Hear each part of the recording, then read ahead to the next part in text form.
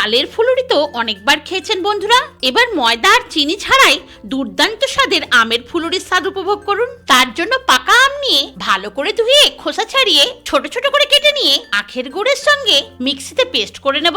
তাতে দেব সুজি, আটা, মুচমুচে স্বাদের জন্য চালের গুঁড়ো, বাড়তি টেস্টের জন্য গুঁড়ো দুধ, কুড়নো নারকেল, কুচনো কিশমিশ, মৌরি আর টেস্টের ব্যালেন্সের জন্য অল্প নুন দিয়ে ভালো করে মিশিয়ে একটা মিডিয়াম ব্যাটার তৈরি করে বিভিন্ন পুষ্টি সম্পদের উৎস সাদা তিল দিয়ে ফেটিয়ে নিয়ে একটুখানি ঢাকা দিয়ে ব্যাটারটা মজতে দিলাম। ঢাকা খুলে দেখি ব্যাটারটা ফুলুরি ভাজার জন্য পুরোপুরি তৈরি। এবার ফ্রাই প্যানে তেল গরম করে মনের সুখে ফুলুরিগুলো গরম তেলে ছেড়ে দিয়ে উল্টে পাল্টে ভালো করে ভেজে নিয়ে তেল ছেঁকে তুলে নিলেই দুর্দান্ত স্বাদের আমের ফুলুরি আমাদের পুরোপুরি তৈরি। আর একবার খেতে শুরু করলে থামতে ইচ্ছেই করবে না। তাই এই দুর্দান্ত স্বাদের আমের ফুলুরি এই দুর্দান্ত আমের সময়ে একদম মিস করবেন না। তাই একটিবার ট্রাই করার অনুরোধ রইল।